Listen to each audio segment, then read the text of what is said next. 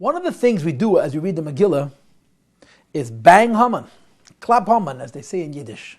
Whether we use Graggers or firecrackers or machine guns or our feet, we find, or laughing devices, we find 101 interesting ways to disrupt the shul and to make noise. And of course, everybody's favorite pastime is to be the last person to make the last drop of noise before the Chazan continues reading the Megillah, and that, of course, is part of the fun.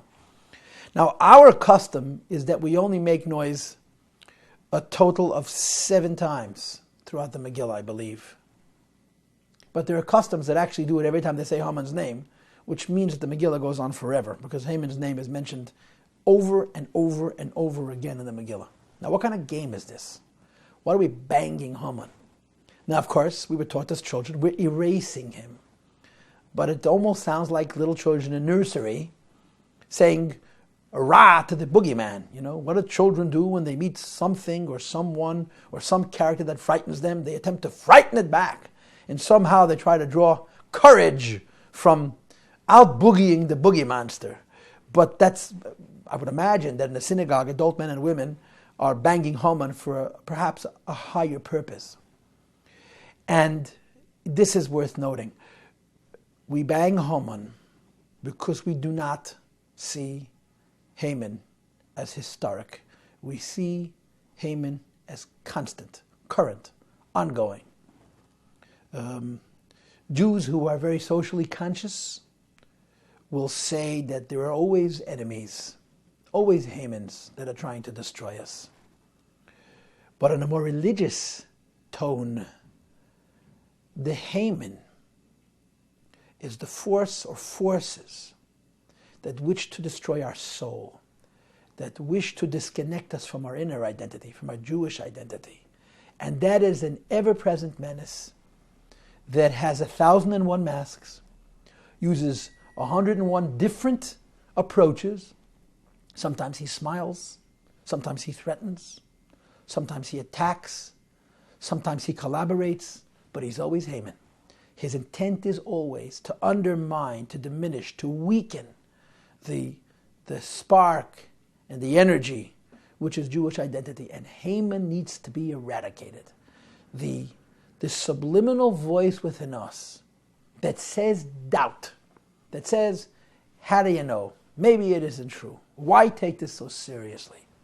The subliminal voice within us that simply says, yeah, it's good to be Jewish, but don't take it too seriously. That's Haman. That's alternatively called Amalek. In the Shabbat before Purim, we read about the eradication of Amalek. And it's the same thing. Amalek is the grandfather of Haman. We are not reading about these people, reading about these ideas because of their historical worth. The Jewish people are not into commemoratives. That's really the truth. It's because they're current. Amalek represents doubt, uncertainty, coldness, apathy. Amalek's entire interest is to make us less passionate about a Jewish identity. And if you were to ask Amalek why does it bother him that a Jew is passionate? Amalek will say, I just can't stand Jewish passion. I just can't take it. He doesn't have a rational reason. That's why he has to be erased and eradicated, because there is no justification. There's no justice. There is simply arrogance. There is simply intolerance to Jewish existence, to Jewish survival, and Jewish thriving and passion. And on Purim, and in the days leading up to Purim, we focus on dealing with Haman and Amalek as they should be dealt with, not rationally. When you have an opponent that's reasonable, you can reason with him. When you have an opponent whose entire interest is your self-destruction, but he doesn't know why, the only answer is to butt heads. The only answer is you destroy an irrational evil with being irrational yourself. Coming to shul as an adult person and making noise is not just about once upon a time there was a bad guy and I hate him and I'm out boogie monstering the boogie monster. It's about identifying the current Haman, which is in our veins. It's in our minds, in our heart, it's in our culture, it's in our world, that wants to say, chill. Don't be so intent and intense about being a Jew. And that needs to be eradicated. They tell a story about a Jew who was in a particular synagogue. And he encountered a chassid, a great chassid, a real devout and serious chassid. And he watched him as they were reading the Megillah. And as they were reading the Megillah, what struck him is that he really hated Haman. He hated Haman. He hated him. And after the Megillah reading, he went over to him and he asked him, how do you hate Haman so much? Now, of course, on the surface of it, the question is, how can you hate somebody who lived over 2,000 years ago?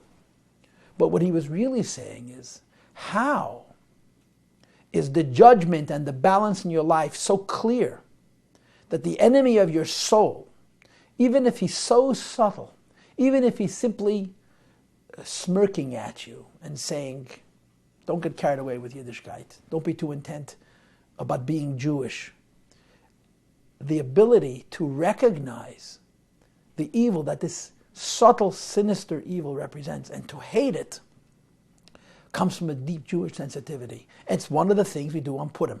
We beat up on Haman. Beating up on Haman means we're not negotiating with him. We're not negotiating with him because he's not reasonable. He's unreasonable. And we oppose him. We fight with him.